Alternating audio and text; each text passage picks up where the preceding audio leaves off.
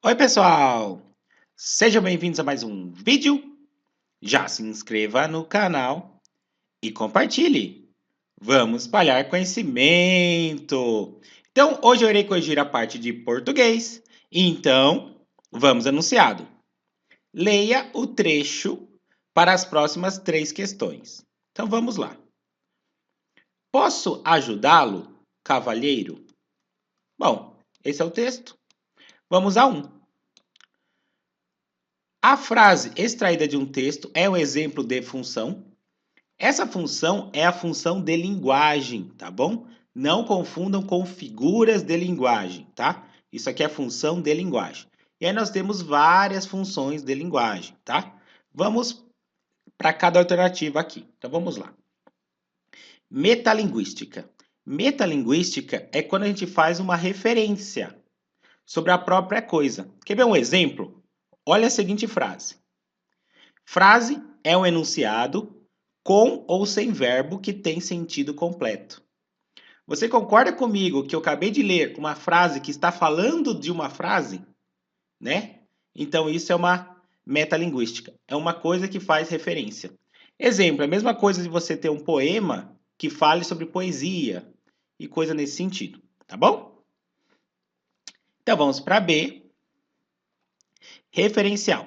Referencial, tá bom? Também chamada de denotativa, ela é uma notícia, tá? Quer ver um exemplo aqui? Eu vou ler uma notícia aleatória aqui, tá bom? Exemplo, ó, texto jornalístico. Então, na passada terça-feira, dia 22, e não sei o que, aconteceu não sei o que, não sei o que, não sei o que. Tá vendo? É um texto de jornal, tá? É chamada de referencial ou denotativa. É o outro nome, tá? A banca pode usar esses dois nomes que estão corretos, tá certo? Então, vamos para C, que é a fática. Fática é a mais fácil de detectar de todas. Por quê? Porque é um diálogo, tá bom? É uma pessoa tentando se comunicar com a outra, seja de qualquer forma, tá? Tem que ter um diálogo para ser fática, tá? Então, vamos analisar aqui a frase que eu acabei de ler. Posso ajudá-lo, cavalheiro? Você concorda que ele está falando com outra pessoa? Então há uma comunicação, não há? Como há uma comunicação, então a resposta correta é fática, tá certo? Até porque, pelo que eu li aqui das outras, não seria, né? Nem a pau. Então, poética, aí já tem relação com poema, é uma escrita, ela tem muitas figuras de linguagem, mas dá para saber de cara quando é poética, porque ela tem estrutura poética, tá? Então, fica tranquilo. Então, tranquilo? Também temos outras funções que não estão escritas aqui, tá? Que nós temos, por exemplo, a emotiva, tá? Ou também conhecida como expressiva, que é quando tem muitas emoções. Quer ver uns exemplos, ó? Meus amores, tenho tantas saudades de vocês, mas não se preocupem. Em breve a mamãe chega e etc, etc, etc. Deu para entender como que é, né? Bom, e também temos outras, tá? Como, por exemplo, a conativa, ou também conhecida como apelativa. Que é o quê? Que é o que o comerciante, o político utiliza. Por exemplo, vote em mim. Entre, não vai se arrepender. É só até amanhã, não perca. Sabe essa linguagem que tenta atrair o público, tenta convencer as pessoas? Tenta fazer aquele marketing bom? Então, isso é uma função conativa, também conhecida como apelativa, por isso, por apelar, né? Para que a pessoa veja, para que a pessoa compre alguma coisa, tá bom? Bom, então aqui já está respondido, tá? É fática porque há uma comunicação. Só para deixar mais claro assim, né, já que esse vídeo vai ficar longo mesmo, eu vou pegar mais algumas funções de fática. Por exemplo, bom dia. Precisava marcar uma consulta para o próximo mês, se possível. Tá vendo que ele está conversando com uma outra pessoa? Há uma conversa? Então é fática. Beleza? Tranquilinho? E a regra que eu sempre digo, faça por eliminação, igual eu estou fazendo nos meus vídeos. Aí fica bem mais fácil, vocês não vão errar, tá? Vamos para 2. Estamos aqui na parte do sujeito. Então vamos lá, sujeito. 2. Qual a classificação correta do sujeito referente ao verbo posso? Vamos ler a frase de novo? Posso ajudá-lo, cavalheiro? Então vamos lá. Então aqui, de cara, eu já sei que é o sujeito oculto, letra B, mas eu vou explicar um a um, tá bom? Então vamos lá. Quando que é um sujeito composto? Quando nós temos dois núcleos. Exemplo, o cachorro e o gato comeram a ração. Então tem o cachorro, tem o gato. E aí, como são dois núcleos, né? Então composto. Se eu tivesse mais de dois, se eu tivesse três núcleos, também seria composto do mesmo jeito, tá bom? Quando que ele é oculto? Quando a gente não tem o pronome, não tem o nome. Quer ver um exemplo legal aqui, ó? Posso ajudá-lo? Cavaleiro, né? Quem que pode ajudar? Quem que está oferecendo ajuda? Eu. Porque a frase, para ficar completa, ficaria assim: eu posso ajudá-lo, cavaleiro, né? Então, é oculto, tá certo? Outro exemplo seria assim: gostamos de sorvete. Quem que gosta de sorvete? Nós gostamos de sorvete. Mas como não apareceu o nós na frase, ele é oculto, tá bom? Não confundam com indeterminado. Indeterminado é sempre na terceira pessoa do plural. Ou seja, é quando você faz a pergunta e aparece o eles escondido, tá certo? Então, vou pegar um exemplo legal aqui para vocês, que é assim, ó. A frase é: reclamam de tudo. Quem que reclama? Eles. Eles reclamam de tudo. Apareceu eles, não apareceu? Então, o eles é indeterminado. Então, regra básica para não confundir com oculto. É terceira pessoa do plural, ou seja, é o eles, então é indeterminado. Outro exemplo seria: roubaram a minha casa. Quem foi que roubou a casa? Entendeu? Mesma coisa. Bom, e agora sobrou o simples. O simples ele só tem um núcleo, tá? Então seria basicamente assim: o cachorro comeu a ração. Quem que comeu a ração? Foi o cachorro.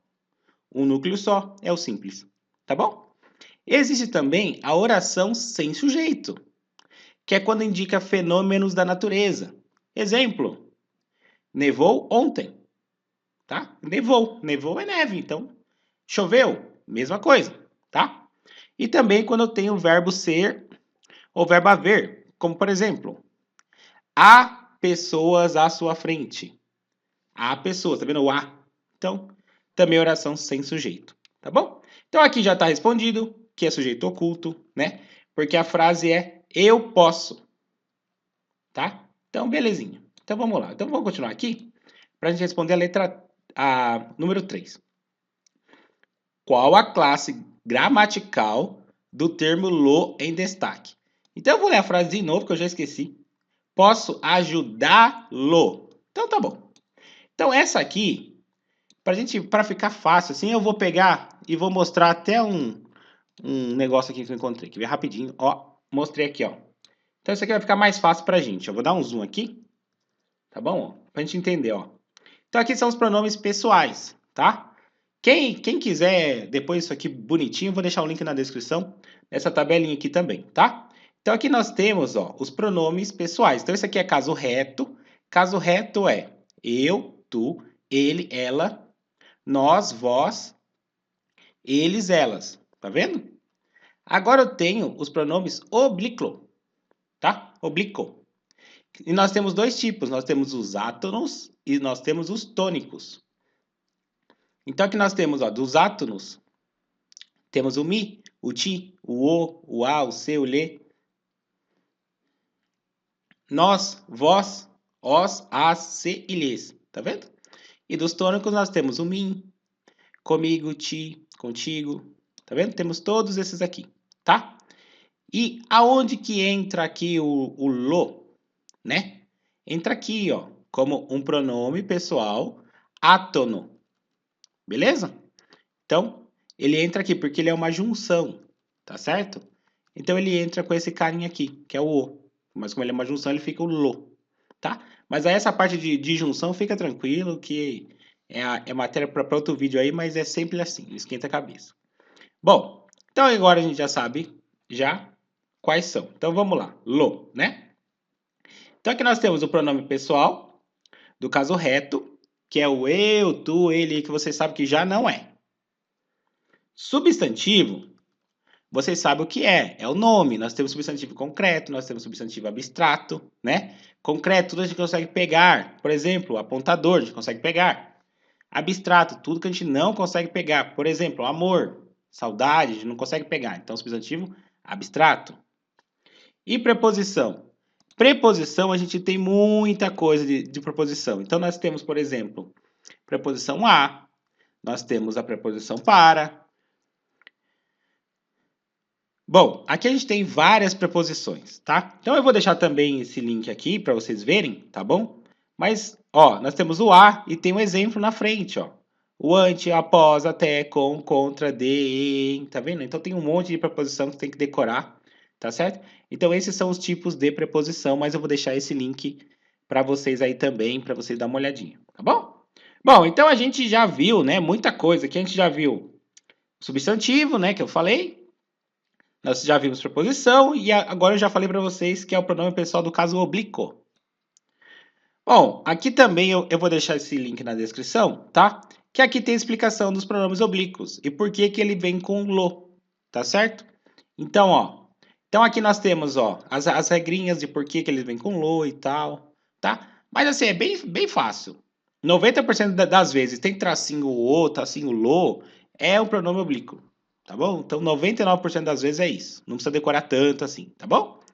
Bom, então eu vou deixar esse link aqui na descrição e também está respondido, então, a 3. A resposta correta é a letra D, tá bom? Então depois eu resolvo o resto, tá? Se vocês gostaram desse vídeo mais comprido, tá? Desse vídeo que eu pego alguns exemplos da internet e coloco para vocês, comenta embaixo, tá bom? Para saber como que tá o formato, tá? Tem pessoas que gostam de vídeos mais curtos, tem pessoas que gostam de vídeos mais completos, tá? Então comenta embaixo aí para eu saber.